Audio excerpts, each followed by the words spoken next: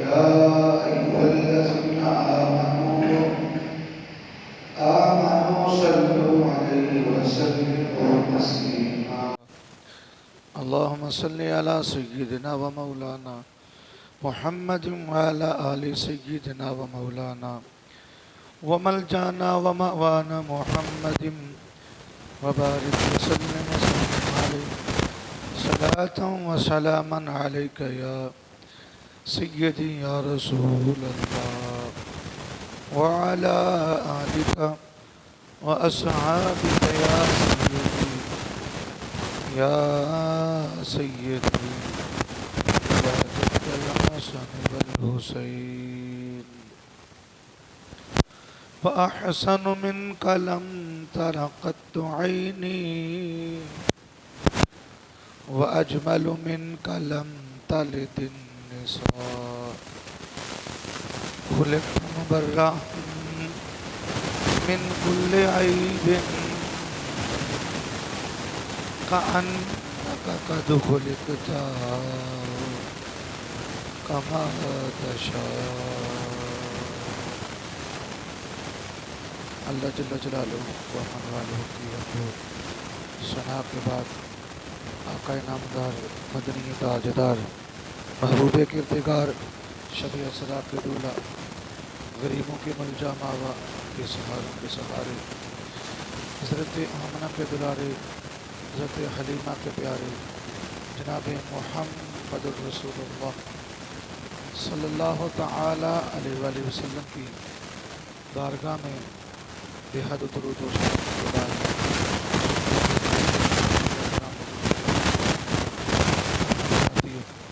اللہ ربی جل جلالہ کا قرون مرتبہ احسان عظیم ہے جس نے ہمیں نماز ظہر با جماعت ادا کرنے کی توفیق عطا فرمائی اور ایک مرتبہ پھر میں ہفتہ وار درس قرآن میں بیٹھنے کی سننے اور سنانے کی توفیق عطا فرمائی. ویسے تو میں نے پچھلے درس قرآن میں عرض کی تھی کہ اگلا درس قرآن نہیں ہوگا کیونکہ عربی ٹون بیان تھا مگر طریقہ تھوڑا سا وہ اگلی اتوار کو انشاءاللہ وہ رخصت آپ سے لیں گے. اگلی اتوار کو درس قرآن نہیں ہوگا. میں نے سوچا اعلان تو کر چکا ہوں مگر پھر 2 چھٹیاں ہو جائیں گی تو وہ فاصلہ زیادہ بڑھ جائے گا. تو چلیں انشاءاللہ تعالی آج جو ہماری گفتگو ہے وہ لفظ جہاد پر ہے. جہاد فی سبیل اللہ. ایک وہ عالم دین تھے دوسرے مسلک کے وہ کہتے ہیں جی آپ کے سنیوں کے پلیٹ فارم پر جہاد کی موضوع پر گفتگو نہیں ہوتی. تو میں نے عرض کیا کہ اگر آپ ہمارے پاس کبھی تشریف لائے نہیں بیٹھے نہیں آپ نے تو ہمیشہ ہمیں شک کی نگاہ سے دیکھا ہے. اگر آپ ہماری محبت سے بیٹھتے تو آپ کو پتہ چلتا کہ سنی الحمدللہ خالی تقریر نہیں کرتے اہل سنت الحمدللہ جہاد بھی کرتے ہیں. یہ سبحان اللہ. تو میں نے اسی طرح کو دیکھتے ہوئے حالات بھی پیش نظر دیکھتے ہوئے آج چند جو منٹ گفتگو کروں گا وہ جہاد پر مشتمل ہے. جہاد کا معنی ہے کوشش مشقت. جہاد کا معنی کوشش اور مشقت کے ہے. کوشش کرنا ہے اللہ اس کے رسول کی دین کی سر بلندی کے لیے یہ جہاد کہلاتا ہے. اسلام کی سرحدوں کی حفاظت کے لیے کفار کے سامنے ڈٹ جانا یہ جہاد کہلاتا ہے. آقا علیہ الصلوۃ والسلام کی حرمت کے لیے قرآن کی حرمت کے لیے کفار کے سامنے ڈٹ جانا یہ جہاد کہلاتا ہے. جہاد کا معنی اصلاح بھی بنتا ہے اور کوشش بھی بنتا ہے. بخاری شریف کی حدیث نمبر 2929 نمبر بخاری شریف کی حدیث حضرت ابو ہریرہ رضی اللہ تعالیٰ عنہ روایت کرتے ہیں. سوال کیا گیا یا رسول اللہ صلی اللہ علیہ وسلم अल्लाह उसके रसूल के बारगाह में अफजल अमल कौन सा है? नबी पाक अलैहिस्सलाम ने फरमाया, अल्लाह की तौहीद और नबी की रिसालत पर ईमान लाना, ये सबसे बड़ा अमल है। उसके बाद अर्ज़ किया, या रसूल सल्लम इसके बाद कौन सा अमल है? आका अलैहिस्सलाम ने फरमाया, अल्लाह के दीन के लिए जिहाद करना। फिर पूछा गया, या रसूल सल्लम इसके बाद? प्यारे आका अलैहिस्सलाम ने फरमाया, हज मबरूर करना, हज मकबूल करना। यानी कि अल्लाह रब्बुल इज़्ज़त ने अल्लाह और हज के दरमियान जिहाद को रखा है। जिहाद की बड़ी फजीलत है। दोस्तों मोहतरम, सुनने अबू दाऊद और सुनने दारमी के अंदर रवायत है, आका अलैहिस्सलाम की बारगाह में सवाल किया गया। हज़रत अनस बिन मालिक रज़ी अल्लाह ताला अन्हु, मेरे आका अलैहिस्सलाम ने फरमाया, मेरे सहाबा जहाद करो, मेरे सहाबा जहाद करो माल के साथ, और जिहाद करो नफ्स के साथ, और जिहाद करो बिल्लिसान के साथ। यानी कि जिहाद की किस्में हैं। एक जिहाद वो है जो माल अल्लाह की राह में बंदा खर्च करता है, ये भी जिहाद कहलाता है। मसलन मदरसा बन रहा है, आपने तालिब इल्म के लिए कि यहाँ लोग बच्चे तालिब इल्म हासिल करते हैं, क्यों ना मैं इनको पैसे दूँ, ये भी जिहाद कहलाता है। तालिब इल्म है, वो अल्लाह की राह में इल्म हासिल कर रहा है और उसको भी उस पर ख़र्च करना, उसको खर्चा देना, ये भी जिहाद कहलाता है। दूसरे मोहतरम, जो बच्चा, जो नौजवान, जो बुज़ुर्ग अपनी घर से इल्म दीन की नीयत से निकले, प्यारे आका अलैहिस्सलाम ने फरमाया, उसके पाँव के नीचे रोशनी फरिश्ते अपना पर बिछाते हैं और फिर वो फ़ख्र महसूस करते हैं कि आज उनके कदम हमारे पैरों पर लगे हैं जो इल्म हासिल करने के लिए घर से निकलते हैं। और प्यारे आका अलैहिस्सलाम का फरमान इमाम गज़ाली ने अपनी किताब के अंदर निकल किया है कि दरिया की मछलियाँ भी जब वो सुबह से इल्म हासिल करने के लिए घर से निकलता है और जब तक वो घर वापस लौट कर नहीं आता, तो दरिया की मछलियाँ भी उसके लिए दुआ करती हैं। किसके लिए? इल्म हासिल करने के लिए चाहता है। तो ये भी इल्म हासिल करने की इतनी फजीलत है, क्योंकि जाहिल अल्लाह को नहीं पहचान सकता, अहले इल्म ही अल्लाह को पहचानता है। इल्म हासिल करने का मकसद क्या है?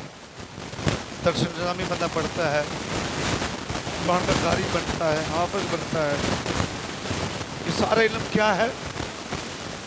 दर्स निज़ामी का मकसद ये नहीं है कि बंदा पढ़कर मैं मस्जिद में खतीब बन जाऊंगा, मैं मस्जिद का इमाम बन जाऊंगा। हाँ जी, सिर्फ़ और सिर्फ मकसद क्या है? इल्म का अल्लाह का कुर्ब हासिल करना। मैं इल्म हासिल जितना करूँगा उतने में अल्लाह के करीब हो जाऊँगा। इल्म हासिल किया जाए अल्लाह के कुर्ब के लिए। जब आप इस नीयत से इंशाअल्लाह इल्म हासिल करेंगे कि या अल्लाह मैं तेरा कुर्ब पाने के लिए इल्म के पास जा रहा हूँ, तेरी मार्फत को पाने हासिल करने के लिए, तो वो इल्म फिर मज़ा देता है। उस इल्म को पढ़ कर तकब्बुर नहीं आता, बल्कि अल्लाह का हमेशा अल्लाह का कुर्ब हासिल करने के लिए इरादा किया जाए कि मैं जो इल्म हासिल कर रहा हूँ फ़कत अल्लाह की मुलाकात के लिए है और अल्लाह के जल्वों को पाने के लिए मैं इल्म हासिल कर रहा हूँ। दोस्तों मोहतरम, अल्लाह की राह में जहाद बिल माल का कितनी फजीलत है। एक सहाबी आते हैं और ऊँटनी की लगाम उनके हाथ में है और प्यारे आका अलैहिस्सलाम की बारगाह में ऊँटनी को पेश करते हैं। अर्ज़ करते हैं, या रसूलल्लाह सल्लल्लाहु अलैहि वसल्लम, मैं जहाद तो नहीं कर सकता, बूढ़ा हो गया, मगर या रसूलल्लाह मैं ऊँटनी पेश करता हूँ جہاد والوں کو جو اللہ کی راہ میں تلوار سے لڑتے ہیں، یا رسول اللہ یہ اونٹنی میری طرف سے قبول فرمائیے۔ پیارے اقدس علیہ الصلوۃ والسلام نے زلف لہرا کر تبسم فرما کر میرے آقا نے ارشاد فرمایا، کیا میرے پیارے صحابی، قیامت کے دن اللہ آپ کو اس کے بدلے 700 اونٹنیاں عطا فرمائے گا۔ کتنے بدلے؟ ایک کے بدلے 700 اونٹنیاں عطا فرمائے گا، اور ہر اونٹنی کے رکاب بھی ہوگی، بیٹھنے کا سامان بھی ہوگا، اور اس اونٹنی کے ناک میں نکیل بھی ہوگی۔ مفتی احمد خان نعیمی رحمۃ اللہ تعالی علیہ نے یہاں پر بڑا پیارا نقطہ لکھا ہے۔ آپ کہتے ہیں کہ نکیل کیوں ہوگی؟ حالانکہ تحفے میں دیا جانا ہے تو تحفے میں تو ایسے ہی دیا جاتا ہے، اس کے بدلے میں تو ایسے۔ نکیل کیوں ہوگی؟ کہتے ہیں نکیل اس لیے ہوگی کہ تو نے ایک اونٹنی دی تھی جہاد والوں کو، میں نے 700 دی ہے، اور 700 اونٹنی کے اندر میں نے نکیل بھی ڈال رکھی ہے، اور جس اونٹنی پر تو سوار ہو جا وہی اونٹنی تجھے جنت کی سیر کرائے گی۔ اس لیے ہر اونٹنی کے ناک میں اللہ رب العزت نے نکیل بھی دی رکھی ہوگی۔ تو یہ جہاد بالمال ہے، جہاد کرنا بھی جہاد ہے، اور جہاد والوں پر خرچ کرنا بھی جہاد ہے۔ فلسطین پر موقع ہے، دیکھیں جو مسند آپ کو لگتا ہے کہ یہ واقعی وہاں تک ہمارا پیسہ پہنچے گا، تو آپ ان تنظیموں کو پیسہ دے سکتے ہیں، ان کے لیے دعا بھی کرنی ہے، اور ان کے لیے آپ نے امداد بھی پیش کرنی ہے۔ یہ بھی آپ کا جہاد بالمال ہوگا، جہاد بالمال ہوگا۔ اس لیے آپ نے اس کو نظر رکھنی ہے اور کوشش کرنی ہے کہ ہم نے انشاءاللہ تعالی ہم ان کی راہ میں خرچ کریں گے، اور انشاءاللہ ان کی امداد پیش کریں گے۔ دوستان محترم، اور دوسرا حضرت زید بن خالد روایت کرتے ہیں، آقا علیہ الصلوۃ والسلام نے فرمایا، جو بندہ جہاد پر گیا اس کے گھر والے جہاں پر موجود ہے ان کا خیال رکھنا، اور ان کی چیز کی ضرورت پڑ جائے اور ان کو دینا، میرا آقا نے فرمایا ایسے ہی ہے جیسے یہ بھی جہاد پر گیا۔ کن پر؟ جو بندہ جہاد کرنے کے لیے گیا ہے اور پیچھے ان کے گھر والوں کا خیال کرنا، ان کی ضروریات کا خیال کرنا، آقا علیہ الصلوۃ والسلام فرمایا اللہ اس کو بھی جہاد کا ثواب عطا فرمائے گا۔ اور آقا نے فرمایا خبردار، اللہ فرماتا ہے کہ خبردار، جہاد کرنے والوں کے گھر پر کہیں بری نظر نہ رکھنا، کہیں آنکھ نہ رکھنا، کہیں بری نظر سے دیکھنا نہیں، خبردار، اللہ نے خبردار کیا ہے۔ اللہ اکبر کبیرہ۔ دوستان محترم، آگے چلتے ہیں۔ جہاد باللسان بھی ہے، زبان سے جہاد کرنا، یہ تھا مال کا جہاد، مختصر ہمارا موضوع فی سبیل اللہ ہے۔ تو جہاد باللسان بھی ہے، زبان کے خلاف، زبان کے ساتھ بھی جہاد کرنا، یہ آخری درجہ کہلاتا ہے۔ مثلا کوئی بادشاہ ظالم ہے، اس کے خلاف بھی بولنا کہ تو یہ ظلم کر رہا ہے اور تو ظالم ہے، یہ بھی کیا ہے؟ جہاد ہے۔ کوئی بادشاہ لوٹ مار کرتا ہے، ظلم کرتا اپنے رائے پر، اس کے خلاف بھی کھڑا ہو جانا اور اس کی اصلاح کرنا، یہ بھی جہاد کہلاتا ہے، جہاد باللسان کہلاتا ہے۔ دوسرے میں ایک جہاد بالنفس بھی ہے، یہ جہاد اکبر کہلاتا ہے، بڑا جہاد۔ بڑا جہاد کون سا ہے؟ جہاد بالنفس، یعنی کہ اپنے آپ سے جہاد کرنا، یہ جہاد اکبر ہے، بڑا جہاد ہے۔ جس طرح آقا علیہ الصلوۃ والسلام نے جنگ بدر کے اندر جب اللہ نے فتح عطا فرمائی تو آقا علیہ الصلوۃ والسلام نے فرمایا صحابہ آؤ ہم نے جہاد اصغر کیا ہے، آؤ ہم جہاد اکبر کی طرف چلتے ہیں۔ یعنی کہ تلوار سے لڑنا یہ چھوٹا جہاد ہے، اور اپنے نفس سے لڑنا، اپنی خواہشات سے لڑنا جہاد اکبر ہے، بڑا جہاد ہے۔ ہم کیا کرتے ہیں کہ جو ہمیں اچھا لگے، جو دل کرے گا وہ ہم چیز کھاتے ہیں، ایسا ہی ہے نا جی؟ کہتے یہ چیز کھانے کے اندر نہیں، یہ میں نہیں کھاؤں گا۔ جو ہمارے نفس کو لذت دے، جو مزہ دے، ہم وہ چیز کھاتے ہیں، اور جو نفس پر گراں گزرتی ہے وہ ہم نہیں کھاتے۔ مگر صوفیہ کیا کرتے ہیں؟ جو اس کو پسند نہیں ہوتا وہ کھاتے ہیں۔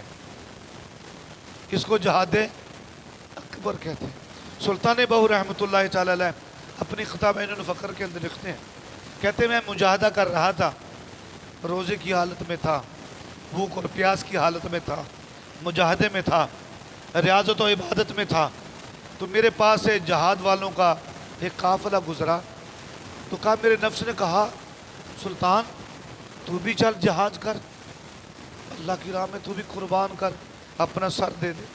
تو کہتے میں نے فوراً اپنے نفس کا محاسبہ کیا کہ تو نے یہ مشورہ دیا تو دیا کیوں؟ تو یہ مشورہ دیتا نہیں ہے، تو نے کیوں دیا؟ کہتے جب میں نے بڑا اصرار کیا اور اس کا احتساب کیا تو پھر آواز آتی ہے کہ یہاں تو مجھے بھوکا اور پیاسا مار رہا ہے، وہ میں آسانی سے مر جاؤں گا، میری جان چھوٹ جائے گی۔ تو جو پتہ چلتا ہے کہ اپنے آپ سے جہاد کرنا یہ جہاد اکبر ہے۔ بہرحال دوستان محترم، ٹائم مختصر ہے، یہ جہاد بن نفس ہے، آگے جہاد ہے، جہاد فی سبیل اللہ، جہاد اس کی کیا شان ہے؟ اللہ اکبر کبیرہ۔ دوستان محترم، صحیح مسلم اور مشکاہ شریف کی حدیث ہے، حضرت ابن موسیٰ سے پوچھا گیا، عرض کرتے یا رسول اللہ صلی اللہ علیہ وسلم جنت کے دروازے کہاں ہیں؟ جنت کے دروازے کہاں ہیں؟ آقا علیہ الصلوۃ والسلام فرمایا تلواروں کے سائے کے نیچے جنت کے دروازے۔ اگر آپ نے، یعنی کہ میرے آقا نے فرما دیا اگر جنت میں داخل ہونا ہے پھر تلواروں کے سائے سے نیچے سے گزرنا پڑے گا، اس جہاز سے بھی گزرنا پڑے گا۔ تو جنت کے دروازے میرے آقا نے فرمایا جنت کے تلواروں کے سائے، نہ مسجد میں نہ بیت اللہ کی دیواروں کے سائے میں نماز عشق ادا ہوتی ہے، تلواروں کے سائے میں۔ دوستان محترم، یہ ایسی لذت والی نماز ہے اور جس کو نصیب ہو جائے۔ حضرت خثیمہ، خا اور ثا کے ساتھ خثیمہ رضی اللہ تعالیٰ عنہ اور آپ کا بیٹے حضرت سعد رضی اللہ تعالیٰ عنہ، جنگ بدر ہے، سارے صحابہ اکٹھے ہو رہے ہیں کہ کفار کا لشکر بہت بڑا آ رہا ہے۔ جب پیارے آقا علیہ الصلوۃ والسلام نے دیکھا کہ دونوں باپ بیٹا آئے ہیں اور ان کے گھر پر کوئی نہیں ہے، تو پیارے آقا نے فرمایا بھئی یا تو بیٹا جہاد کر لے یا باپ جہاد کر لے، کیونکہ گھر والوں کو بھی ضرورت ہے۔ بیٹیاں اکیلی ہیں، عورتیں اکیلی ہیں، دیکھیں میرے آقا کیسے رحمت للعالمین ہے۔ ایک طرف 1000 کا لشکر ہے اور ایک طرف 313 نہیں پورے ہو رہے، مگر پھر میرے آقا کہتے نہیں ایک جہاد پر جائے اور ایک گھر پر رہ لے۔ ہاں جی، تو پتہ چلا جہاد کے اگر تعداد لڑتی تو میرے آقا تعداد کو زیادہ کرتے۔ پتہ چلتا ہے جب بھی جنگ کے اندر جو چیز لڑتی ہے وہ جذبہ لڑتا ہے، وہ ایمان لڑتا ہے۔ ہاں جی، تو ہم بڑے مایوسی کہ وہ ہمارے سے زیادہ طاقتور ہیں، ہمارے سے یہ ہے۔ یہ کمزوری اس وقت آتی ہے جب ایمان کمزور ہو جاتا ہے۔ جب ایمان کمزور ہے تو مومن بھی کمزور ہو جاتا ہے، ایمان طاقتور ہے تو پھر مومن بزدل نہیں ہوتا، پھر وہ دلیر رہتا ہے۔ اگر تمہارے دل کے اندر بزدلی آ جائے اور یہ آ جائے کہ وہ سامنے والا کفار دلیر ہے اور ہم کمزور ہیں، تو سمجھ لیجیے گا ایمان کامل نہیں ہے۔ اپنے ایمان کو کامل کیجئے اور کفار کے سامنے سیسا پلائی دیوار بن جائیے۔ جب آپ استقامت سے کھڑے ہو جائیں گے پھر اللہ کی مدد بھی اترتی ہے، اللہ کی نصرت بھی اترتی ہے اور اللہ کے فرشتے بھی اترتے ہیں۔ آقا علیہ السلام تو بدر کے اندر سجدے میں رکھا، اتنے روئے، طویل سجدہ کر دیا۔ سیدنا ابوبکر صدیق رضی اللہ تعالیٰ عنہ کو یہ بڑا ناگوار گزرا اور سیدنا ابوبکر صدیق محبت کے ساتھ آقا علیہ السلام کے ساتھ لپٹ جاتے ہیں حالت سجدہ میں اور اپنے ہاتھ آقا علیہ السلام کے اوپر رکھتے، یا رسول اللہ دیکھیے اللہ کی مدد آ گئی ہے۔ بولا تو ایسے تھا کہ آقا علیہ السلام کی حوصلہ افزائی کے لیے، تاکہ عقل سنتوں سے رونا بند کر دے. اور اتنا لمبا سجدہ ہو گیا ہے, سر سجدے سے اٹھا لے, یا رسول اللہ کی مدد آ گئی ہے, اللہ کی مدد آ گئی. ادھر ابو بکر کی زبان سے نکلنا تھا. اللہ نے فرمایا ہے میں نے ابو بکر کو صدیق کہا ہے, اور صدیق کا معنی یہی ہوتا ہے جو اس کی زبان سے نکل جائے اللہ وہی کر دیتا ہے. فرمایا جا جبریل تو بھی جا اور فرشتوں کی امداد بھی لے کے چلا جا. تو دوست محترم, مومن کے لیے اللہ کی مدد بھی آتی ہے, اللہ کی نصرت بھی آتی ہے, اللہ کی مدد بھی آتی ہے, اللہ کی نصرت بھی آتی ہے. کس طرح آتی ہے؟ دلائل نبوہ کے اندر لکھا ہے اور بہقی کے اندر لکھا ہے. حضرت ابو عبیدہ مصری رحمۃ اللہ علیہ یہ جہاد پر جاتے ہیں, اور جب جہاد پر گئے تو بڑے طویل آگے نکل گئے جہاد کرتے ہوئے. جنگل بیابان میں پہنچے, آپ کا گھوڑا مر گیا. جب گھوڑا مارا تو رب کی بارگاہ میں ابو عبید مصری عرض کرتے ہیں مولا میں تو تلوار سے لڑ لڑ کر تیری راہ میں جان دینا چاہتا تھا, مولا اب تو بھوکا اور پیاسا مر جاؤں گا, اور تیرا یا اللہ مجاہد ہو, تیری راہ میں لڑنے والا ہو, بھوکا اور پیاسا مرے, یہ مجھے گوارا نہیں. مولا میں تلوار کے ساتھ تیری راہ میں مرنا چاہتا ہوں اور شہید ہونا چاہتا ہوں. مولا ایسا نہیں ہو سکتا کہ یہ گھوڑا مجھے تھوڑی دیر کے لیے ادھار دے دے. اللہ کہیں نا سبحان اللہ. مر چکا ہے اور رب کی بارگاہ میں کہہ رہے مولا تھوڑی دیر کے لیے مجھے ادھار نہیں دے دیتا. ادھر دعا کرنا تھا, اللہ نے گھوڑے کو پھر دوبارہ زندہ کر دیا. یہ جہاد کرنے والوں پر اللہ کی مدد ہے, آتی ہے. اگر آپ جہاد کے لیے کمر بستہ تو ہوں, آپ تیار تو ہوں. اللہ نے ہر چیز سے آپ کو نوازا ہے, ڈرنے والی بات نہیں ہے. صرف کمر بستہ ہونے کی ضرورت ہے, تھوڑا سا کھڑے ہونے کی ضرورت ہے, پھر دیکھیے گا اللہ کی مدد کیسی آتی ہے. دوستان محترم, اللہ نے گھوڑے کو دوبارہ زندہ کر دیا. ابو عبیدہ مصری رحمۃ اللہ بیٹھے اور گھر کی طرف چلتے ہیں. گھر کے دیہات پر میں آپ نے بڑا استقبال کیا کہ ہمارے گاؤں کا غازی آ رہا ہے.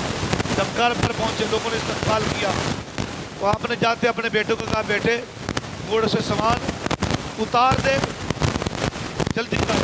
بیٹا کہتا ابو جان میں دیکھ رہا ہوں گھوڑے کو پسینہ بہت زیادہ آیا ہوا ہے اور فوراً سامان اتاروں گا کہ اس کو ہوا لگے کہ کہیں بیمار نہ ہو جائے. تھوڑی دیر رک جاتے ہیں. آپ مسکرائے, کہا بیٹا جیسے میں نے ادھار دیا ہے اس کو میں نے واپس کرنا ہے, اس کو میں نے واپس کرنا ہے. دوستان محترم, میں بات کر رہا تھا حضرت حسینہ. اب جب آقا علیہ السلام نے کہا نا کہ دونوں میں سے ایک بندہ جو ہے نا وہ کیا کرے, جہاد کرے, ایک گھر چلا جائے.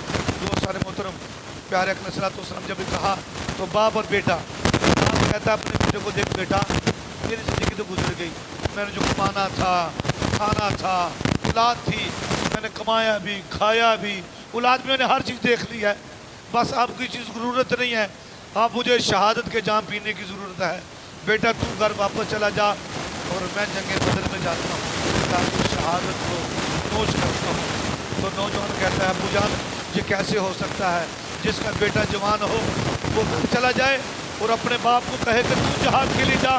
نہیں ابو جان ایسا نہیں ہو سکتا, شہادت کے جام تو میں پیوں گا. اب آپ کو اب آرام کی ضرورت ہے, آپ گھر پہ آرام کیجئے, عورتوں کا خیال کیجئے گا, اور میں بدر میں جاتا ہوں.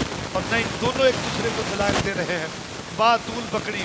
میرے آقا علیہ السلام نے جب نگاہ نبوت سے دیکھا یہ تو دونوں نہیں مانیں گے, میرے آقا نے فرمایا بھائی جھگڑو مت, ایسا نہ کرو. جی یار, فرمایا قرآن اندازی کر لیتے ہیں, جس کا نام نکلے گا وہی جہاد پر جائے گا. اللہ اللہ. یہ مومن سے جب مومن کی شان جذبہ ہوتا ہے پھر مومن کو مار نہیں پڑتی, پھر 313 بھی ہزار کے لشکر کو بھگا دیتے ہیں. اللہ اکبر.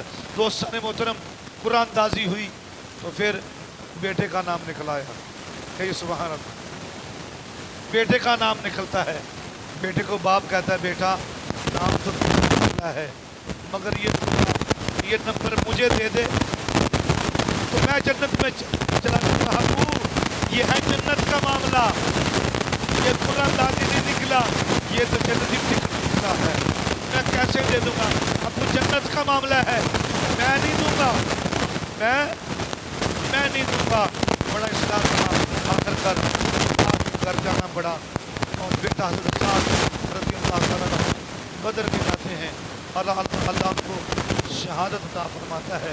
اور جنگ احد کے اندر پھر آپ کے باپ حضرت خثیمہ رضی اللہ تعالیٰ عنہ کو بھی شہادت نوش کرتے ہیں۔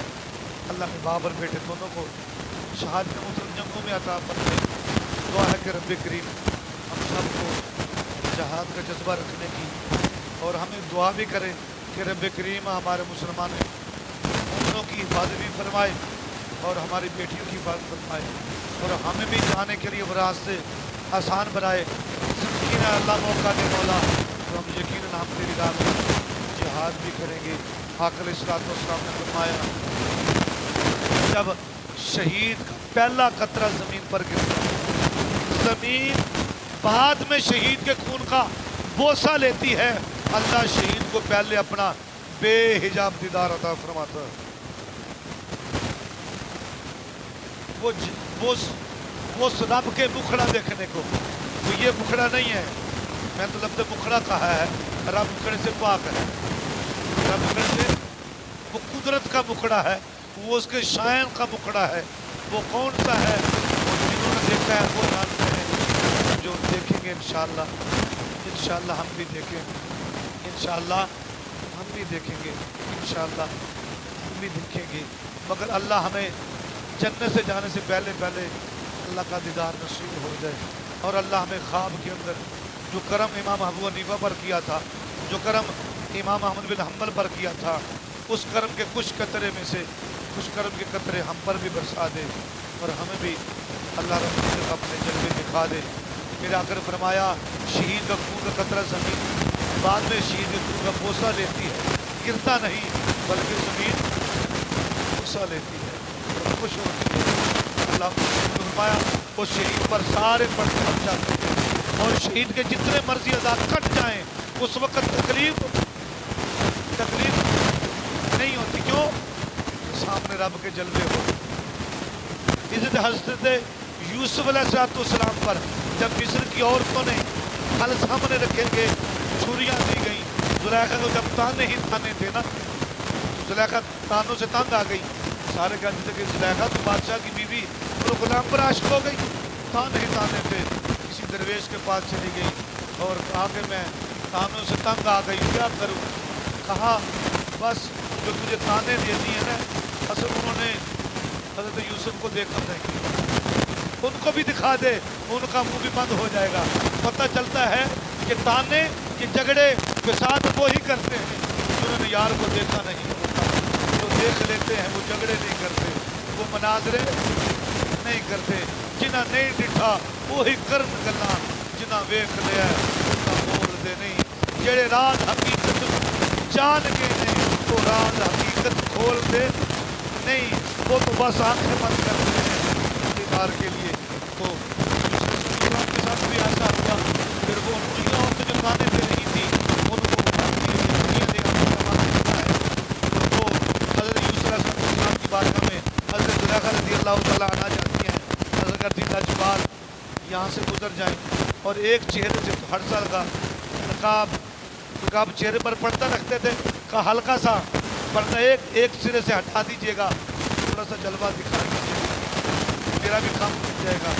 تو پھر اللہ کے نبی وہاں سے گزرے، وہ عورتوں نے پتھر بھی چلا کے ہماری چھری پھل پر گزر رہی ہے یا ہماری انگلیوں پر، چھری چلی نہیں بلکہ قرآن کہتا ہے کہ انگلیاں کٹ گئیں، چھریاں چل گئیں، انگلیاں کٹ گئیں، بے ساختہ کہنے لگی قُلْنَا حَاشَ لِلَّهِ مَا هَٰذَا بَشَرًا، کہاں زلیخا یہ انسان نہیں لگتا، یہ تو کوئی فرشتہ معلوم ہوتا ہے۔ اس وقت انہوں نے کہا نہیں زلیخا، میں نے کہا وہ لونڈی ایسی تھی جو کہتی تھی یہ بشر نہیں لگتا، یہ تو نور لگتا ہے، لیکن یہ تو میرے آقا کے پیچھے نماز پڑھنے والا مقتدی کا مقام ہے، جو میرے آقا کے پیچھے نماز پڑھتا ہے مسجد اقصیٰ کے اندر، ان کو عورتیں کہتی ہیں یہ بشر نہیں ہے، یہ نور ہے، تو جو ہے نور علی نور ہے۔